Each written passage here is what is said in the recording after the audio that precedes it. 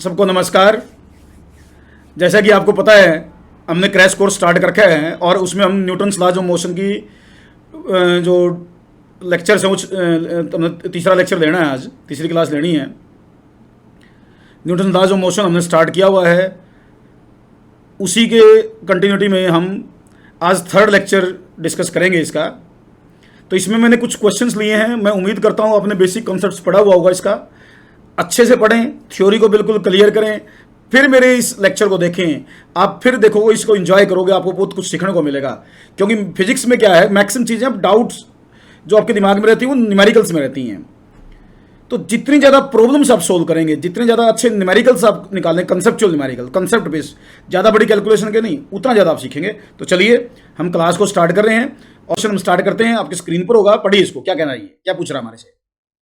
जैसे इसने पूछा है, find the normal force between 6 and 4 kg। Normal force, normal reaction पूछी है जो 6 और 4 के बीच में लगेगी। बेटा एक चीज देखो, ये जो फोर्सेज है, ये जो सिस्टम है, पहली बात तो ये देखो, ये इकट्ठा चलेगा। तीनों बॉडीज कांटेक्ट में रहेंगी जब ये चलेंगी। तो पहले आपका काम होना चाहिए इनका कांटेक्ट में मान के तीनों को इनका कलेक्टिव एक्सप्रेशन निकालना। उसके बाद हम आगे बात करेंगे नॉर्मल रिएक्शन कैसे निकालेंगे। तो उसके लिए एक्सप्रेशन चाहिए मुझे पहले इनका, पूरे सिस्टम का। तो मैं इस पूरे सिस्टम पर पहले नेट ऑरिजेंटल फोर्स देखूंगा। नेट ऑरिजेंटल फोर्स ग्राउंड के पैरेलल, वहीं चलने के लिए मतलब फ्री हैं और कहीं मोशन हो नहीं सकती। तो ग्राउंड के पैरेलल मुझे इनका नेट फोर्स चाहिए। देखिए उसके लिए मैं इसको रिजोल्व करूंगा 200 को।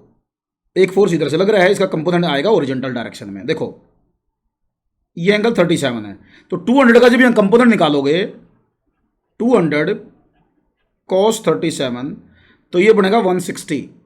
ऐसे ही 100 का भी यहाँ कंपोनेंट निकालना पड़ेगा आपको। ये एंगल 53 बना के, तो ये बनेगा 60। ये कंपोनेंट 60 बनेगा। तो अगर देखो एक फोर्स लगा 160 का राइट में, 60 का लेफ्ट में, तो नेट ओरिजेंटल फोर्स कितना लगा बेटे। नेट ओरिजेंटल फोर्स पूरे सिस्टम पर देखना हमने, पहले ए सिस्टम का निकालना है। 160 माइनस 60 दैट इज 100 न्यूटन। ये पूरे सिस्टम पर नेट ओरिजेंटल फोर्स आ गया। इसके कारण पूरा सिस्टम चलेगा। तो मैं ये मान लेता हूं भाई, इस पूरे सिस्टम का एक्सप्रेशन ए है, अंडरस्टूड वो राइट में होगा।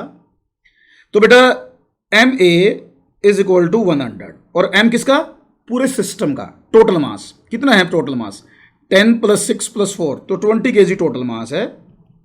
तो पहले यहां से ए निकाल लो बेटा। ए आ गया आपका 5 मीटर पर सेकंड स्क्वायर। लेकिन हमें निकालना क्या है, 6 और 4 के बीच में लगने वाली कॉन्टैक्ट फोर्स, मतलब नॉर्मल रिएक्शन। तो या तो आप 6 की एफबीडी बना लो, या आप 4 की एफबीडी बना लो। लगने वाले फोर्स मैं केवल ओरिजेंटल फोर्स दिखाऊंगा, फोर्स तो बाकी भी लग सकते हैं। तो मैं मेरे लिए आसान रहेगा 4 की अगर मैं बनाता हूं तो, क्योंकि 6 की बनाऊंगा तो 2 अननोन हो जाएंगे। एक नॉर्मल रिएक्शन 6 पर लगाएगा 10, एक नॉर्मल रिएक्शन लगाएगा 4, तो वो मेरे लिए थोड़ी कैलकुलेशन बढ़ा देगा। तो मैं 4 की एफबीडी बनाना हूं, 4 kg की। देखो बेटा, इस पर इधर से 60 न्यूटन लग रहा है ओरिजेंटल डायरेक्शन में। मान लो इधर से नॉर्मल रिएक्शन लग रही है भाई n। नॉर्मल रिएक्शन को मैंने नाम दे दिया n। एक्सप्रेशन पूरे सिस्टम का राइट साइड में भाई न्यूटन सेकंड का लगाना है। Net force is equal to M में, हमने बार बार पढ़ा हुआ है, काफी क्वेश्चन किए हुए हैं इसके ऊपर। तो net force is equal to M में, एम इसका 4 है, तो 4a is equal to n minus 60। n निकालना है, a हमारा 5 है, तो 4 × 5 is equal to n minus 60, और n इज इक्वल टू यहां से देखो तो 80 न्यूटन बनता है बेटा हमारा आंसर। तो इस क्वेश्चन का आंसर 80 न्यूटन आएगा। तो उम्मीद करता हूं समझ में आया होगा। आसान है, पहले लेकिन प्रॉपरली समझ के करोगे तो कंसेप्ट स्ट्रांग होगा। याद नहीं करनी चीजें, समझनी है। नेक्स्ट क्वेश्चन पे चलते हैं। ये देखो बेटा, ये बिल्कुल इजी क्वेश्चन है। इस क्वेश्चन में क्या बोल रहा है अपने को, क्या दे रहा है ये, इस क्वेश्चन में क्या दे रहा है अपने को। इस क्वेश्चन में कह रहा है 3 blocks of masses m1, m2, m3 are placed in contact with each other on a frictionless table. A force is applied on the heaviest mass m1. इसने m1 को heaviest माना है। Find the net force experienced by m2. बड़ा आसान है ये तो। Net force on m2। बेटा नेट फोर्स क्या होगा, मान लो पूरा सिस्टम का ए एक्सप्रेशन है, तो according to Newton second law net force मेरे ख्याल से तो होना चाहिए m2 × a, mass of m2 और ए से मल्टीप्लाई करो। और ए पूरा सिस्टम देखो ओरिजेंटल डायरेक्शन में एक ही फोर्स लग रहा है, तो ए क्या है, F/m1 + m2 + m3। तो ठीक है, नेट फोर्स ऑन केवल m2 की बात हो रही है, m2 F/m1 + m2 plus m3, ये नेट फोर्स आ गया बेटा। तो इसके अकॉर्डिंग कौन सा आंसर बन रहा है? सी आंसर बन रहा है भाई। तो सी पे टिक कर दो, बिल्कुल ईजी है। Net force is equal to M में, तो ए निकाल लो। लेकिन इसका नेक्स्ट क्वेश्चन देखिए, इसमें क्या कर रहा है भाई? Find the surfaces are frictionless, the ratio है, ये थोड़ी मिसप्रिंटिंग है, एंड ये नहीं आएगा। Ratio of T1 and T2, ratio of T1 and T2। बेटा देखो, इस क्वेश्चन में भी आपकी जरूरत होगी पहले ऑरिजेंटल डायरेक्शन का फोर्स निकालना, एक्सटर्नल टोटल, फिर ए निकालना, फिर मैं निकालूंगा T1 T2, उसके बाद रेशियो आएगी। तो ऑरिजेंटल डायरेक्शन में फोर्स कितना आएगा भाई? वैसे फोर्स निकालने की जरूरत भी नहीं, डायरेक्ट भी आ जाएगा। जो भी फोर्स आएगा, मान लो इधर ओरिजेंटल डायरेक्शन में ए एक्सप्रेशन आई, तो शॉर्टकट लग जाएगा इस पर। तो अब एक्सप्रेशन मान लो, क्योंकि वैल्यू गिवन नहीं है टी की भी, लेट ए एक्सप्रेशन है। तो बेटा देखो, m3 की एफबीडी बनाओ आप, m3 की, इसमें भी ए एक्सप्रेशन है ना, m3 से मेरा मतलब 3 kg, इसमें T2, तो इसकी T2 तो सीधी आ गई, 3a T2 आ गई। अब आप निकालो 12 kg की एफबीडी बनाओ एक बार, 12 kg की, T1 आगे लगी, T1 T2 पीछे लगेगी, दोनों पता हो ना, यहाँ टेंशन यूँ लगेगी दोनों साइड ना, और ए इसका भी राइट साइड में होगा, क्योंकि एक्सटर्नल फोर्स तो राइट में ही है बेटा। इसकी इक्वेशन क्या बनेगी भाई? T1 minus T2 net force हो गया इज इक्वल टू 12 इंटू ए, और T2 है 3a, तो T1 की वैल्यू क्या आई बेटे?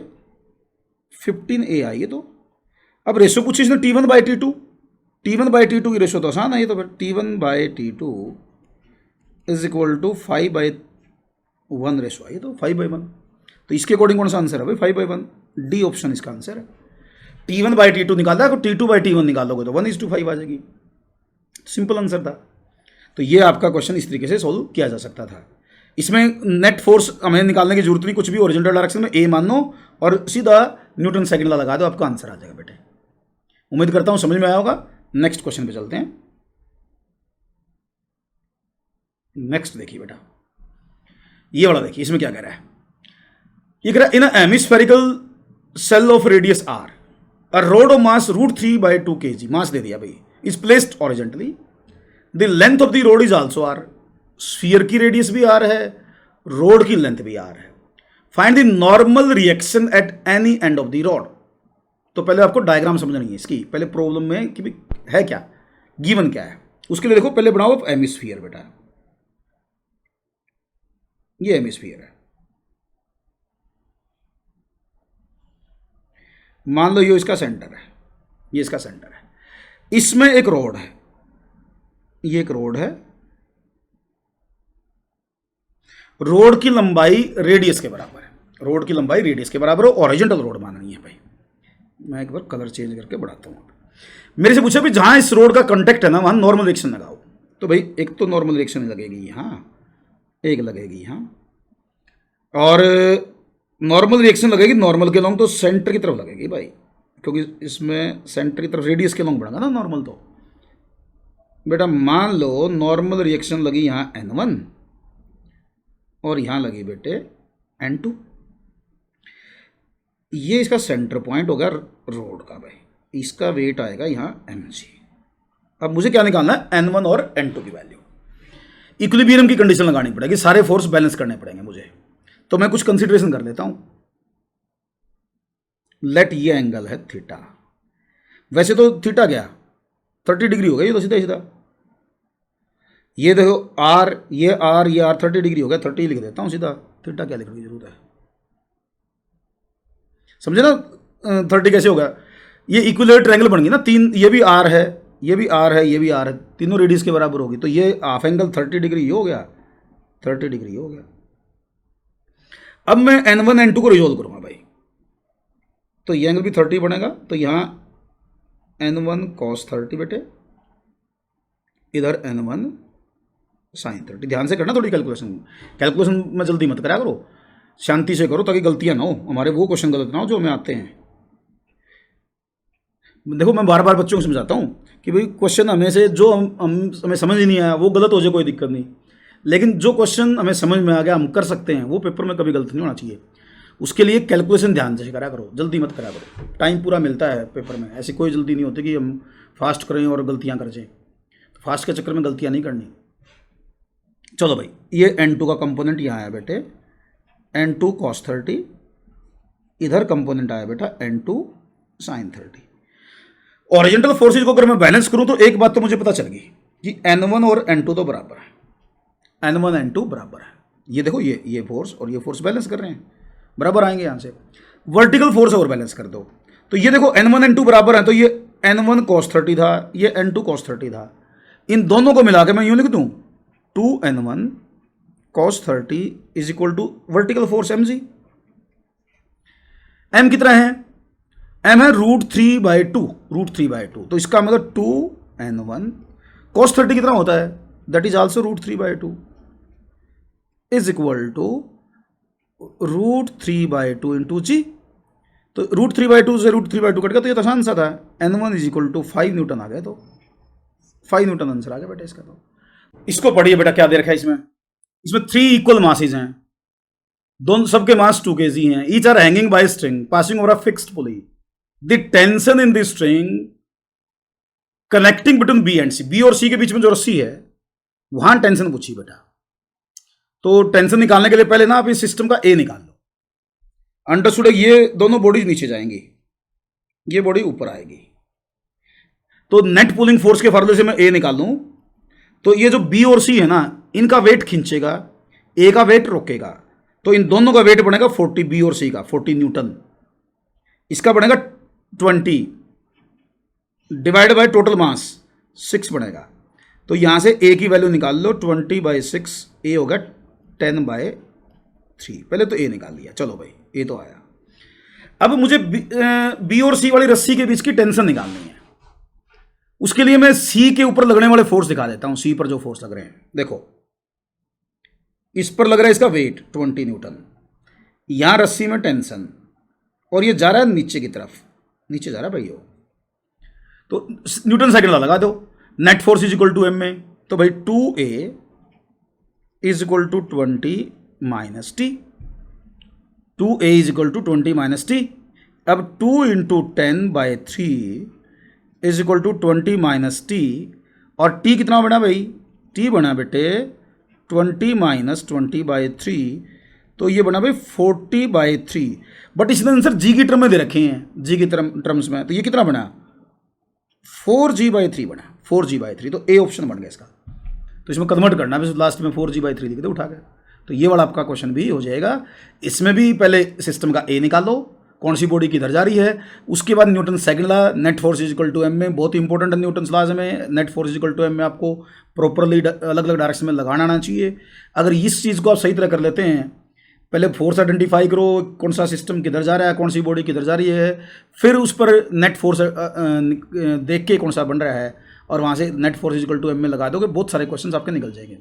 लेकिन अगर आप न्यूटन्स लॉ के क्वेश्चन को अच्छी तरह करना चाहते हैं तो पहले फ्री बॉडी डायग्राम, मतलब फोर्स सही तरह पहचाना करो, किस पर कौन सा फोर्स किस डायरेक्शन में लगा है, उसके बाद आगे सोल्व करो, आपको क्वेश्चन बहुत आसान लगेंगे।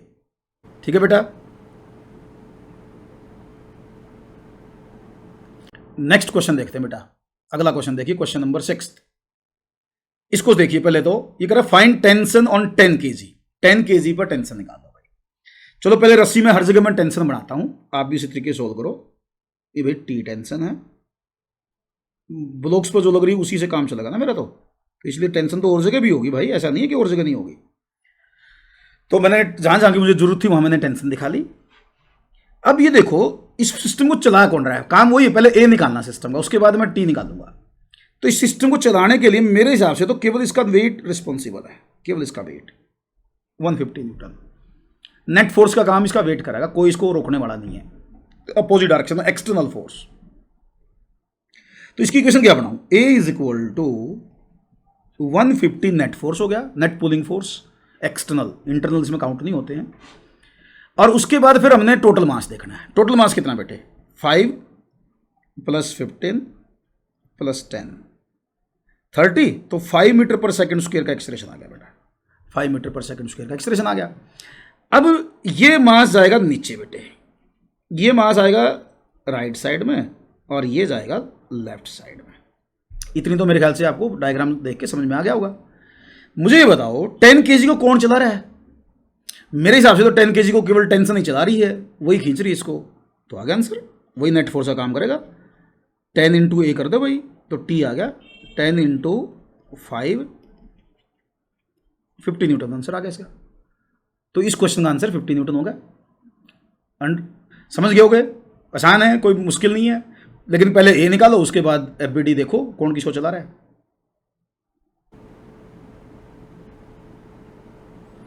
क्वेश्चन नंबर 7 देखते हैं बेटा, क्वेश्चन नंबर 7। इसमें देखो क्या कर रहा है, find the acceleration of each block. ये बिल्कुल आसान है, डायग्राम थोड़ी सी बड़ी दिख रही होगी आपकी, लेकिन है बिल्कुल आसान। कंसेप्ट है a is equal to net pulling force divide by total mass. Simple, ये वाला कंसेप्ट लगेगा, कुछ नहीं और इसमें। नेट पुलिंग फोर्स को टोटल मास से डिवाइड करना हमने, और कुछ नहीं करना बेटा, बस वो ध्यान से निकालो नेट पुलिंग फोर्स। मैं इसको यहां मिटा दूं, डायग्राम में दिक्कत करेगा मेरे को, तो ये कंसेप्ट बता दिया मैंने इसको। एक मिनट भाई, ये तो इसका फार्मूला लगाना है, जो मैं फार्मूला लगाऊंगा बेटे इसमें। अब देखो कौन सा फोर्स चलाने की कोशिश कर रहा है, इसका वेट mg, इसके वेट का यहां कंपोनेंट, इसके वेट का यहां कंपोनेंट mg, 2mg है भाई, 2mg साइन 37 आएगा ये कंपोनेंट, और 2mg साइन 37 कितना होता है भाई, साइन 37 3/5, तो 6mg/5 ये कंपोनेंट भी चलाएगा। इसके वेट का भी एक कंपोनेंट आएगा नीचे की तरफ यहां बेटा, इसका एंगल 53 है, तो ये बनेगा 3mg साइन 53, तो ये कितना बनेगा भाई, ये बनेगा 3mg साइन 53 होगा 4/5, तो भाई 12mg/5। ऊपर वाले का वेट कुछ नहीं कर रहा, ना वो चला रहा है ऊपर वाले का वेट, ना रोक रहा है, उसका कोई काम नहीं है। ये तीनों है, देखो इनकी टेंडेंसी नीचे लेके आने की है, सरकाने की है, इनकी तीनों एक ही टेंडेंसी, एक ही तरफ, मतलब एक तरफ से मेरा मतलब एक ही टेंडेंसी रख रहे हैं, तीनों की टेंडेंसी चलाने की है, कौन सा भी रोकने की कोशिश नहीं कर रहा इन जो मैंने दिखा रखे हैं। अब निकाल दो नेट पुलिंग फोर्स, इनको ऐड करके इनकी एडिशन करो तीनों की, ये और ये, तो ए आ जाएगा वहां से, ए आ गया भाई। इनको ऐड करूं तो क्या बना, 12, तो लिख ही लेता हूँ, 5mg plus 6mg/5 plus mg divide by total mass. Total mass है भाई m plus 2m plus 3m plus 4m, दिख रहा होगा मेरे ख्याल से, मैं आगे तो नहीं लट जाऊंगा, देख लेना भाई। मैं इधर लिख लूँ, फिर इधर लिख लेता हूँ, ये इधर लिख लेता हूँ भाई, ऐड में वहीं कर दूँ, ये होगा भाई 12 प्लस 6 18, 18 प्लस 5 23mg ओवर 5, नीचे कितना बड़ा बेटा 3 6 10m। अब देखो भाई m से तो m कट गया, m से तो m कट गया, तो a आया यहाँ तो 23/50g, ये आया भाई 23/50g।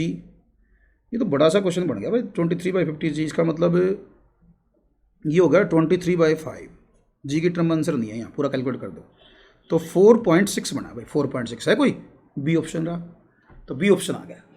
कुल मिलाकर देखो net pulling force by mass, net pulling force by total मास, तो ये देख लो कौन सा फोर्स चलाने की कोशिश कर रहा है इसको। तो इंक्लाइंड प्लेन पर जो डाउनवर्ड कंपोनेंट्स है ना वो चलाने की कोशिश करेंगे, जो हैंगिंग मास है उसका टोटल वेट ही चलाने की कोशिश करेगा, जो ओरिजेंटल टेबल पर रखा है उसका वेट कुछ नहीं कर रहा है, तो उनको टोटल ऐड करो, टोटल मास से डिवाइड कर दो। उम्मीद करता हूं समझ में आया होगा। नेक्स्ट क्वेश्चन पे चलते हैं। अब देखिए क्वेश्चन नंबर 8, इसमें क्या कह रहा है ये, इसमें कह रहा है कि भाई 2 blocks are in the contact on a frictionless table, one has a mass m and other 2m। तो ये मासेस आपको दिख रहे हैं, एक m है एक 2m है, फोर्स लग रहा है। क्या पूछा इसने, the ratio of contact force between the 2 blocks, दोनों केस में जो कॉन्टैक्ट फोर्स लग रहा है ना उसकी रेशियो पूछी इसने। यहां जो कॉन्टैक्ट फोर्स यहां लगेगा, जैसे इसमें लगेगा, यहां लगेगा, तो कॉन्टैक्ट फोर्स पूछा है। तो आप क्या करो, पहले तो ए निकालो दोनों केस में, पहले फिर बात करते हैं भाई ए आया F/3 मास, पूरा सिस्टम इकट्ठा चलेगा, इसमें इधर चलेगा, इसमें इधर चलेगा, बाद की बातें हो तो, लेकिन ए निकालो। अब देखो, अगर मैं m को देखूं, जैसे मैं इनकी एफबीडी बनाता हूं समझाने के लिए, पूरी समझा देता हूं मैं, तो यूं बनी भाई इनकी, जैसे यहां एक कॉन्टैक्ट फोर्स लगा मान लो N1, तो वो N1 इस पर भी लगेगा, इस पर F भी लगेगा। लेकिन आप देखो ये M है अपना, इस M को कौन चला रहा है, M को तो N1 चला रहा है, सीधा आ गया N1 तो फिर एम ए आ गया। ए की जरूरत भी नहीं थी, बाकी कट भी जाएगा क्योंकि ए तो दोनों केस में सेम आऊगा, ए तो दोनों केस में, तो N1 होगा एम ए।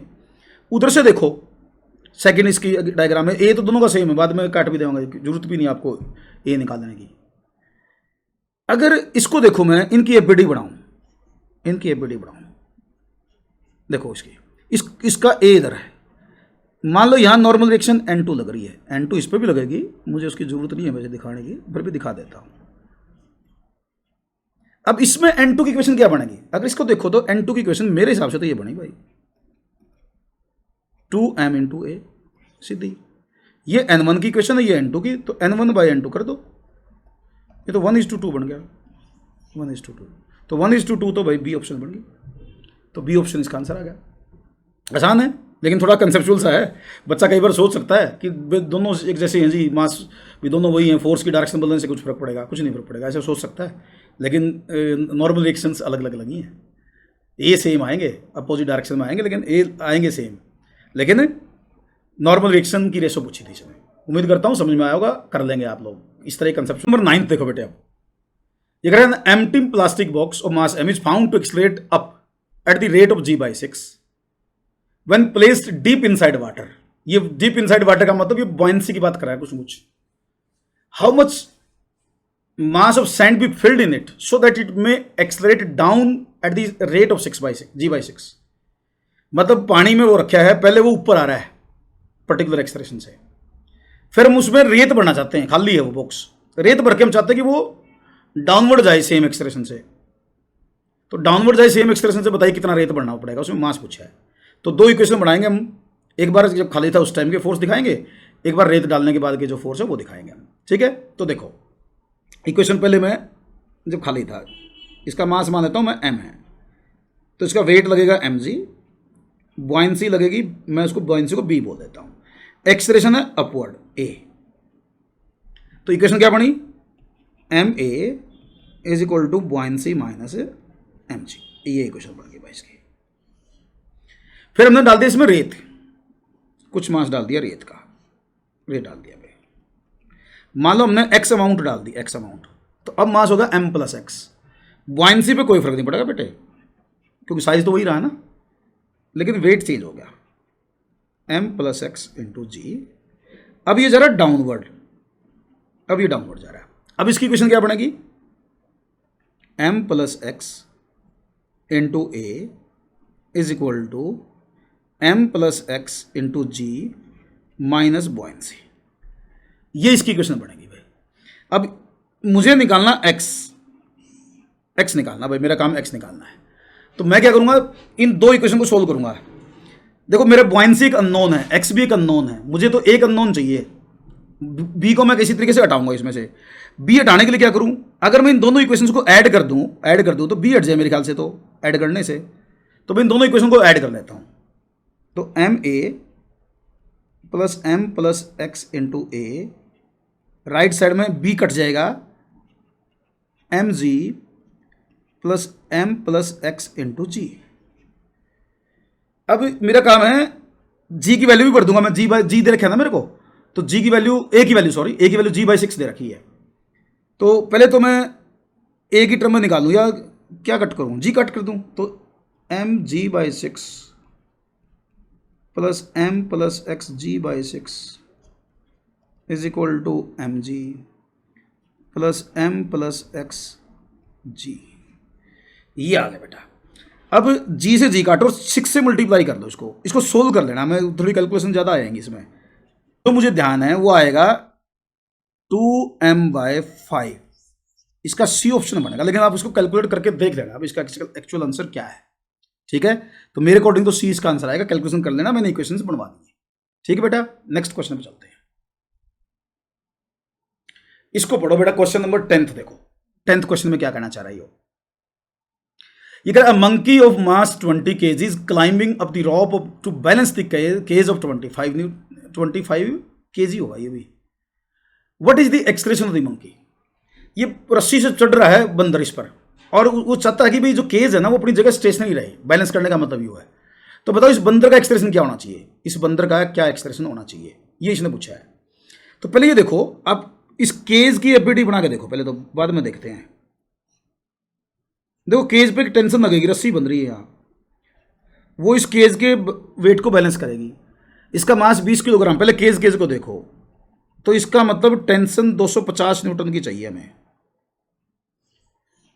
अगर रस्सी में 250 न्यूटन की टेंशन होगी तो ये केज बैलेंस हो जाएगा, इसका वेट बैलेंस हो जाएगा, नीचे की तरफ नहीं जाएगा।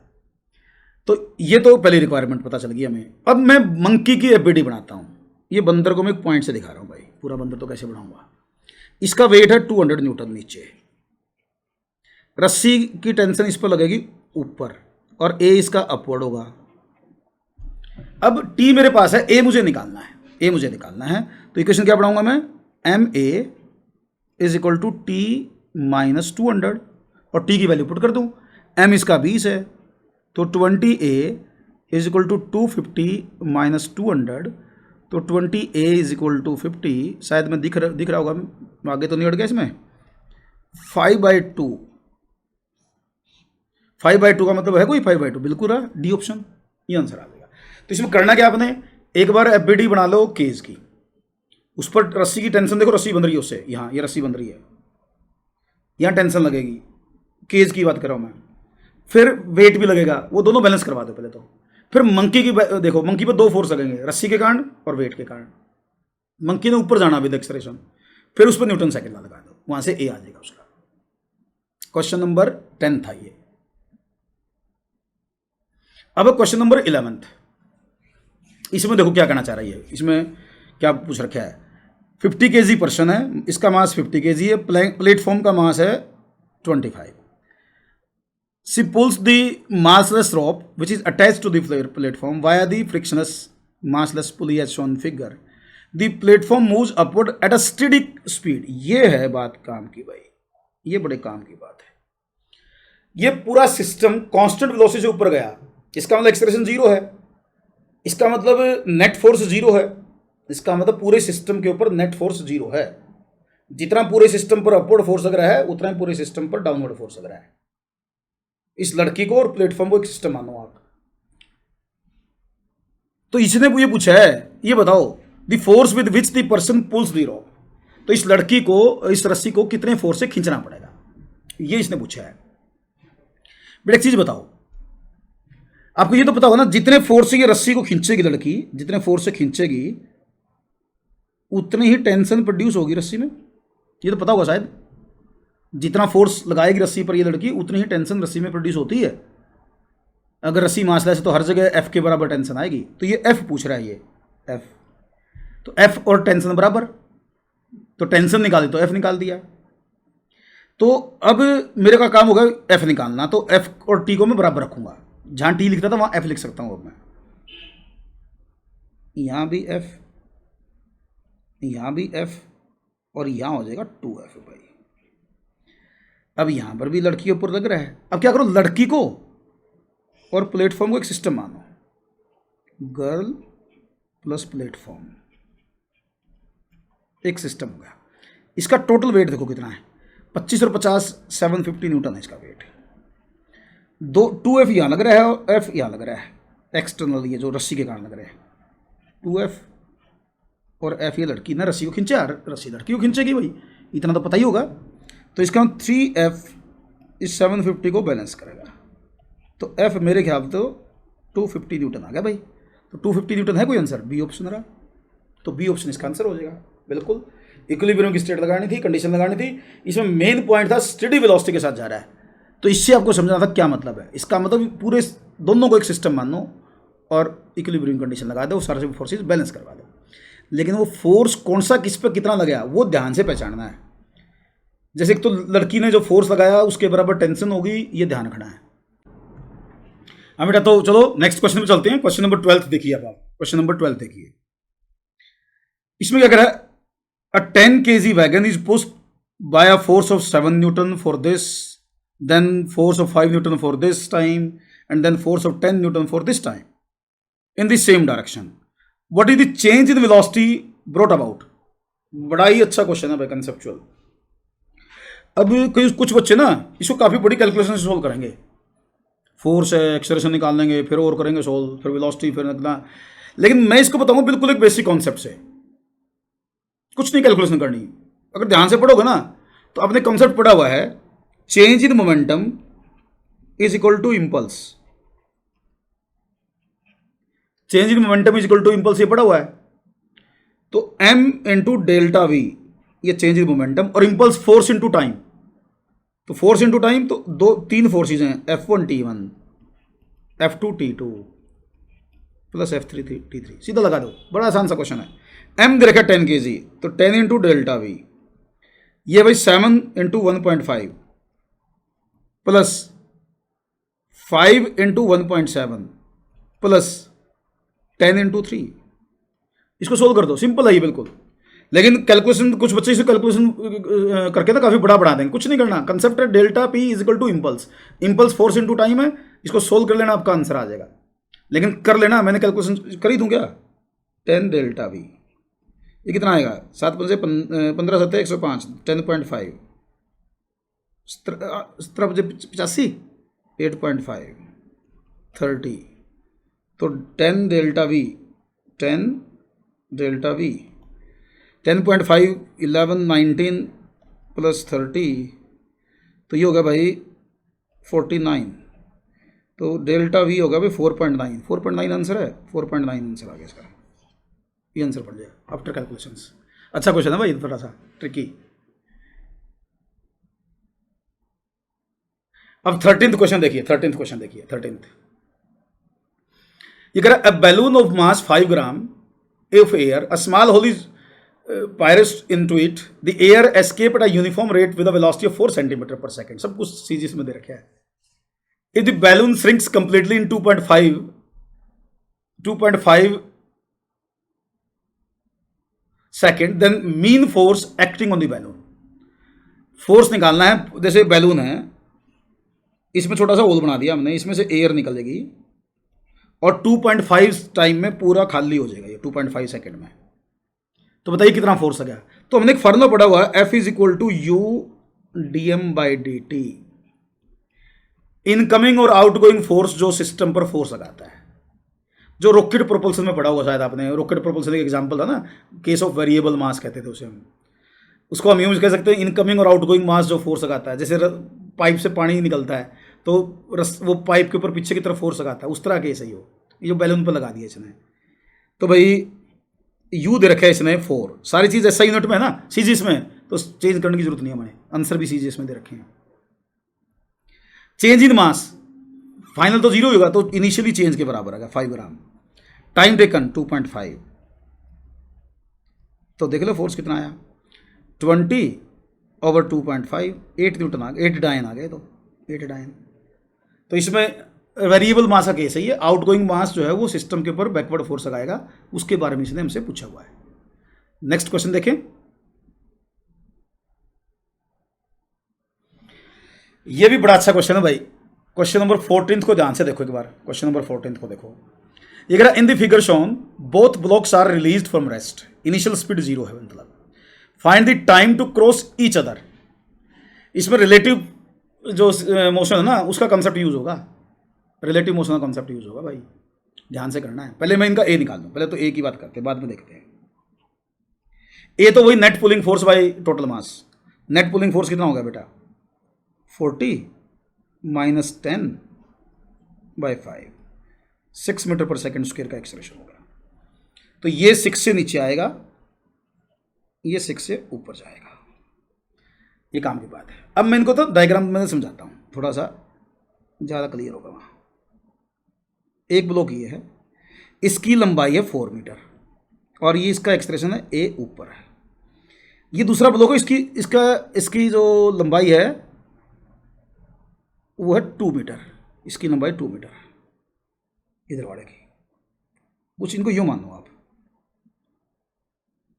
यूँ क्रॉस कर रहे हैं, क्रॉस करने की बात कर रहे हैं, केवल एक दूसरे क्रॉस करने की। इसका ए डाउनवर्ड है, इसकी लंबाई है 2 मीटर।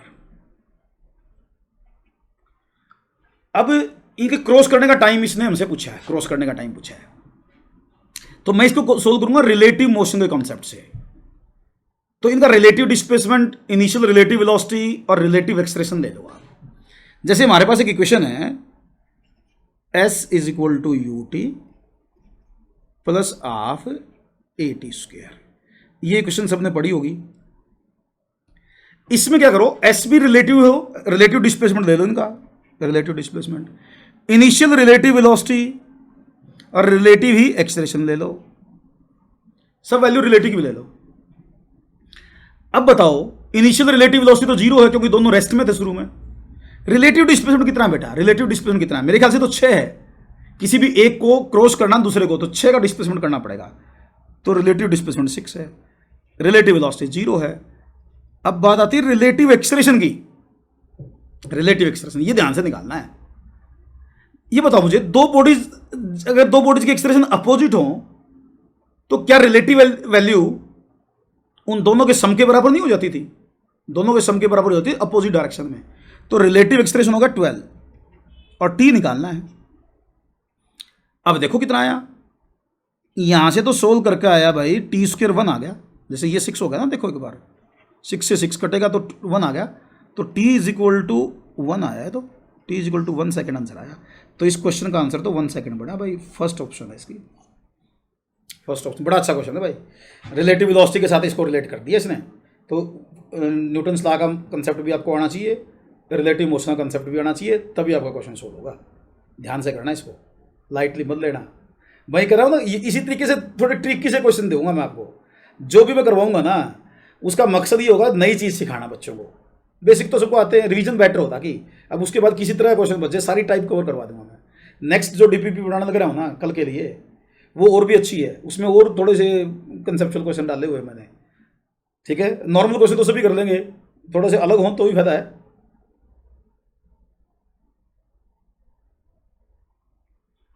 नेक्स्ट क्वेश्चन देखो बेटा, अब ये क्वेश्चन नंबर 15 देखो क्या कह रहा है, ये भी बड़ा अच्छा क्वेश्चन है।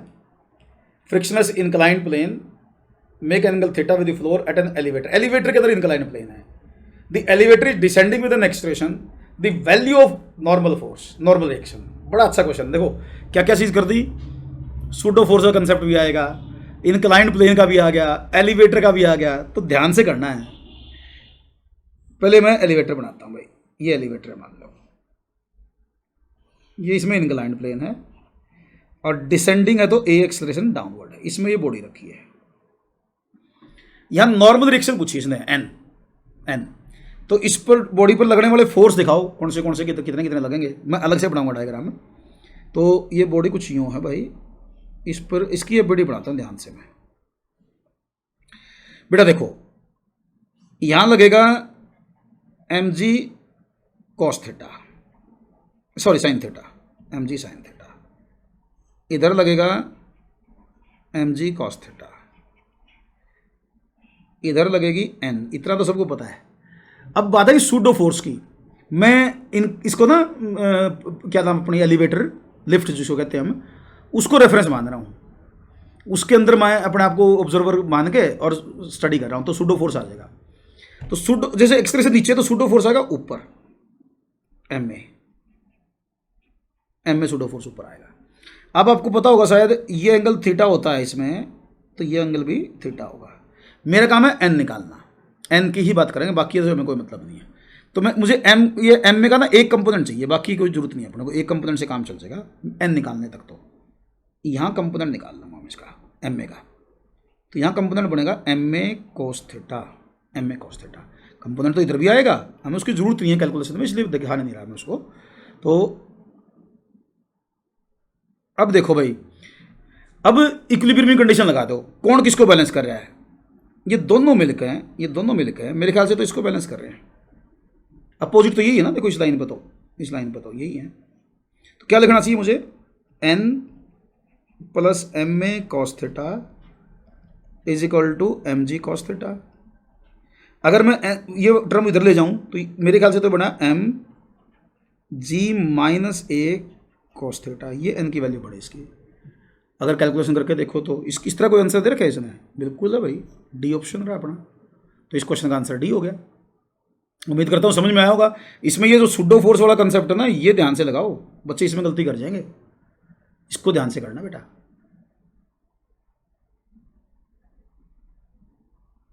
अब देखो 16th क्वेश्चन बेटा, 16th क्वेश्चन देखो। इसमें क्या कह रहा है ये? इसमें कह रहा है भाई ये, अब देखिए 16th क्वेश्चन बेटा, इसमें देखिए क्या कह रहा है ये 16th क्वेश्चन में। ये कह रहा है to paint these sides of building a painter, उसी तरह क्वेश्चन जो भी है, मास दे दिए, प्लेटफॉर्म लड़की वाला जो था ना, उसी तरह कुछ क्वेश्चन है। अच्छा ये इसमें गड़बड़ है, ये ना, ये जो 1000 है ना, ये एक्चुअल में 500 है। ये मैंने ध्यान कर लिया, ये 500 न्यूटन लेना है, आपने ध्यान रखना है, 500 न्यूटन है ये। Find the maximum acceleration of the painter, acceleration निकालना पेंटर का, ताकि ये इसको टेंशन दे दी अब की बार 500 न्यूटन, ये सिस्टम सस्टेन कर पाए, तो एक्सलेरेशन पूछा है। तो बेटा देखो कि कौन सा फोर्स किस पर लगेगा वो देख लो पहले तो। पूरे इसको एक सिस्टम मान लो, इस आदमी को और प्लेटफॉर्म को, मैन प्लस प्लेटफॉर्म, तो इसका एक्सप्रेशन ए, एक 500 न्यूटन टेंशन यहाँ लगेगी, एक 500 न्यूटन टेंशन यहाँ भी लगेगी, तो दो टेंशन होगी 500 न्यूटन, दोनों का वेट बढ़ गया 800 न्यूटन।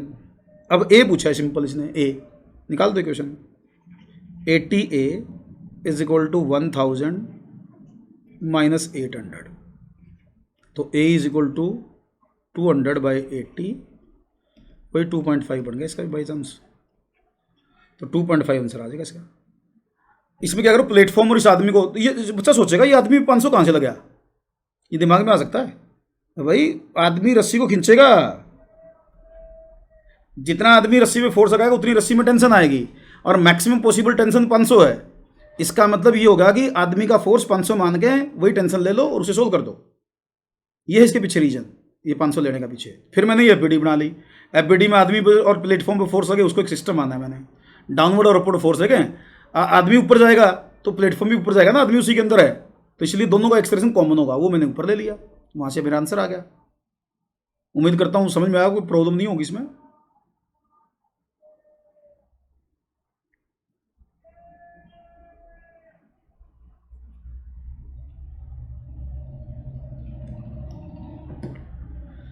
अब देखिए क्वेश्चन नंबर 17, क्वेश्चन नंबर 17 देखिए इसमें क्या दे रहा है, नॉर्मल रिएक्शन बाई वाल, दीवार के द्वारा जो नॉर्मल रिएक्शन लगी, उसमें क्या क्या दे रखा है अपने को, रस्सी की लंबाई 2 मीटर, और क्या दे रखा है, रेडियस ऑफ द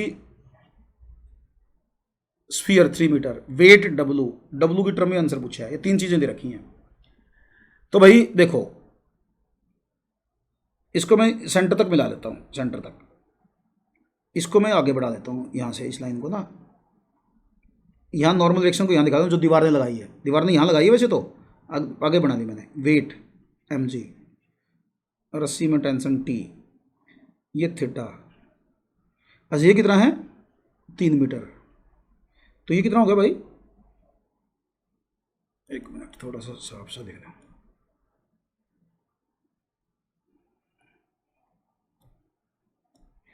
ये 2 मीटर है, ये 2 मीटर है, ये 3 मीटर, टोटल कितना हो गया यो 5 मीटर, 5 मीटर हो गया ये टोटल, 2 मीटर की रस्सी है, 3 मीटर की रेडियस है, तो ये एंगल कितना हो गया भाई 3, तो ये 37 हो गया, तो फिर तो 37 डिग्री एंगल हो गया, इतना समझ गए होगे ना।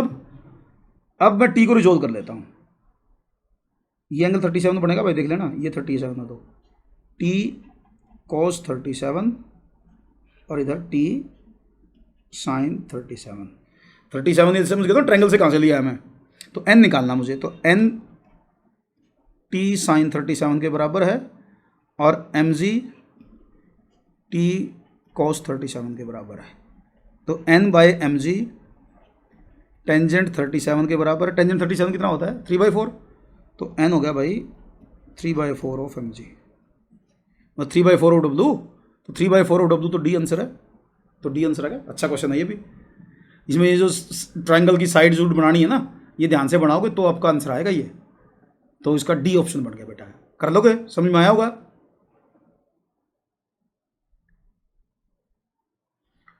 अब क्वेश्चन नंबर 18 देखिए, क्वेश्चन नंबर 18, अब क्वेश्चन नंबर 18 में क्या दी मैंने, देखो ये कह रहा है स्प्रिंग ऑफ लेंथ L, ये L है बेटा, spring constant K is cut into 2 pieces of length L1 and L2 such that L1 is equal to NL2, the force constant of spring length L1। तो एक spring है, दो spring में cut कर दिया, एक की लंबाई L1 है, एक की L2 है। तो L1 वाले का स्प्रिंग कांस्टेंट हमें निकालना है। ये डाटा दे रखा है इसने कुछ। तो बेटा आपको ये पता है K inversely proportional to L होता है। इनवर्सली प्रोपोर्शनल टू L मतलब K is equal to constant by L। तो इसका मतलब K इंटू L को कॉन्स्टेंट बोल सकता हूं मैं। K इंटू L को बोलो, मेरे ख्याल से तो लिख सकता हूं मैं। तो तीनों स्प्रिंग के लिए मैं क्या लिख सकता हूं, KL, K1 L1, K2 L2 all are constant, all are constant. तो आंसर निकालने के लिए मैं इन दो को ले लेता हूं। तो मुझे K1 चाहिए, तो K1 L1 is equal to KL, और L किसके बराबर होगा बेटे, L होगा L1 प्लस L2। ठीक है, मुझे K1 चाहिए इन टर्म्स ऑफ K और N, K और N की टर्म में आंसर चाहिए, बाकी चीज़ हटानी है मुझे।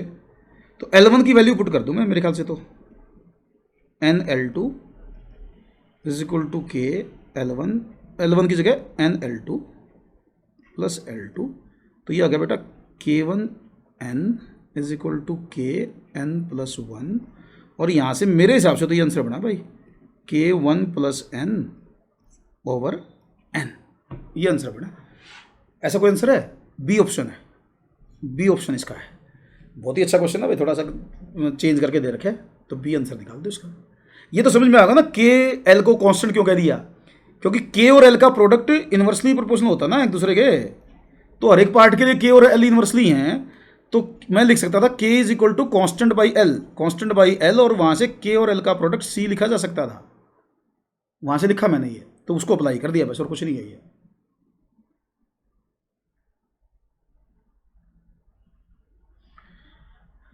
अब देखो 19th क्वेश्चन, ये बहुत ही अच्छा क्वेश्चन है, ये एचसीवी का क्वेश्चन है। वैसे तो एचसीवी और अच्छी वर्मा में ये क्वेश्चन दे रखा है। इसमें क्या दे पूछा इसने अपना, इसने बोला 3 masses M1 M2 M3 are attached to the strings of polyester. All the 3 masses are held at rest.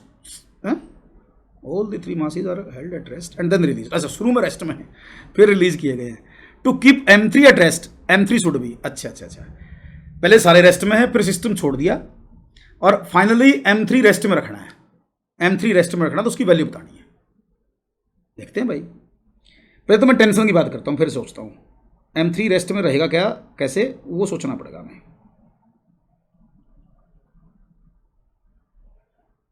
अब देखो भाई, यहां इसका वेट है M3G। अब M3 रेस्ट में रहने का मतलब क्या है, M3 रेस्ट में रहने का मतलब है कि उसका वेट 2T के बराबर होना चाहिए, 2T के बराबर।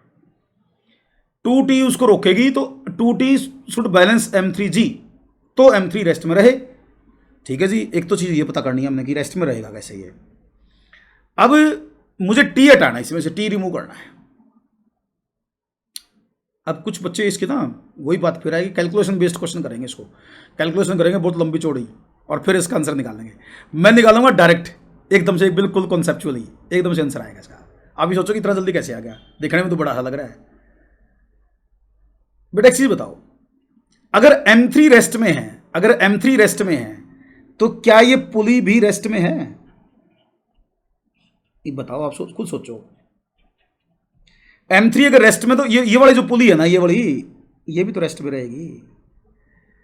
और बेटा अगर ये पुली रेस्ट में रहेगी, तो आप बताओ मुझे, क्या ये एटूड मशीन वाला केस नहीं बन गया? एटूड मशीन सिंपल बेसिक सबसे, ये वाला केस नहीं बन गया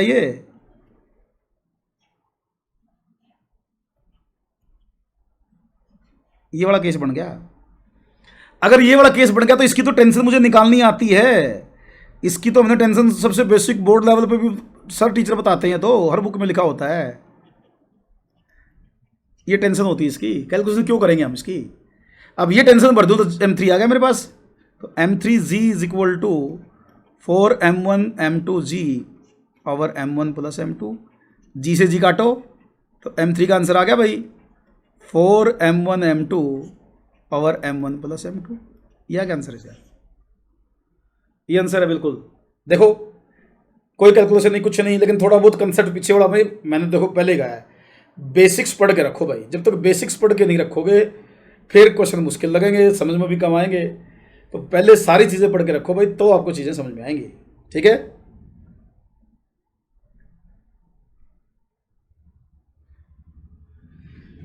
अब क्वेश्चन नंबर 20th, इसमें भी बड़ा अच्छा क्वेश्चन है। देखने में बच्चा थोड़ा सोचेगा भी कॉम्प्लिकेटेड है, लेकिन मैं जब कंसेप्ट से करवाऊंगा तो बिल्कुल आसान क्वेश्चन बनाऊंगा इसको। देखो बिल्कुल इजी बनाऊंगा आप लोगों के लिए। क्या पूछा इसने? The direction of string when the trolley rolls up the plane of inclination, मतलब ये थीटा पूछा कुल मिला के, इसने थीटा की वैल्यू पूछी है। पहले उसके लिए ना आप इस पर ना पेंडुलम पर फोर्स दिखाओ कौन से लगेंगे बेटा। एक तो इधर लगेगा mg साइन अल्फा इसके हिसाब से, एक इधर लगेगा mg कॉस अल्फा, और एक यहाँ टेंशन लगेगी t टेंशन लगेगी भाई, लगेगी। बोले बच्चे का बोलेगा हाँ जी यही लगेंगे, लेकिन नहीं यही नहीं लगेंगे, और भी लगेंगे, एक और लगेगा। मैं इस ट्रॉली को ना ऑब्जर्वर मान के चलूंगा, इसके कंपैरिजन में बात करूंगा तो सूडो फोर्स भी आ जाएगा। तो सूडो फोर्स जो आएगा मेरा वो ए नोट के अपोजिट आएगा, एम ए नोट, ये सूडो फोर्स आ जाएगा। अब इसको मैं सोल्व कर दूंगा, अब कोई दिक्कत नहीं है, अब तो इक्विलिब्रियम लगा दूंगा मैं। अब ये क्वेश्चन हो गया आसान। ये एंगल थीटा, तो इधर होगा टी कॉस थीटा और इधर होगा टी साइन थीटा। अब देखो कौन सा फोर्स किसको बैलेंस कर रहा है, अब देख लो कौन सा फोर्स किसको बैलेंस कर रहा है। तो मेरे हिसाब से तो टी साइन थीटा बैलेंस कर रहा है M G sine alpha plus M A naught को, और टी कॉस थीटा बैलेंस कर रहा है बेटे एम जी कोस एल्फा को। अब मुझे निकालना थीटा, तो डिवाइड कर देता हूं, तो टेन थीटा, एम से एम ऊपर उधर कट जाएगा, तो a naught plus g sine alpha over g cos alpha, आ गया आंसर। थीटा टेंजेंट इनवर्स करके लिख दो, तो theta is equal to tangent inverse a naught plus g sine alpha over g cos alpha. अब ऐसा देखो ये इस तरह का आंसर कहाँ है, ए नहीं है, बी नहीं है, सी नहीं है, डी ऑप्शन है। देखो अब ये इसका ऑप्शन आएगा डी। इसमें सूडो फोर्स वाली गलती बच्चे कर सकते हैं, एम ए नॉट को कंसिडर ना करें, तो ये चीज़ आप लोगों को ध्यान रखनी है। देखो आप क्वेश्चंस देखो एक बार, आप कलेक्शन देखो, इसमें सारे कॉन्सेप्ट न्यूटन सेकंड लॉ के कवर होने लग रहे हैं। न्यूटन सेकंड लॉ से जिस टाइप के क्वेश्चन बन सकते हैं ना, लगभग सारी टाइप मैंने कवर करवाई है। नेक्स्ट लेक्चर में कुछ और जो टाइप बचती भी होंगी तो सारी मैं कवर कर दूंगा। तो नेक्स्ट लेक्चर कल दूंगा, कल 8 बजे आप तैयार रहिए। फिर आपको एक वीडियो मिलेगा, हो सकता है मैं ऑनलाइन आ जाऊँ, लाइव आ जाऊँ, हो सकता है मैं एक रिकॉर्डेड लेक्चर यहाँ डाल दूँ। ठीक है, तो कल फिर मिलते हैं बेटा शाम को 8 बजे नेक्स्ट लेक्चर के साथ।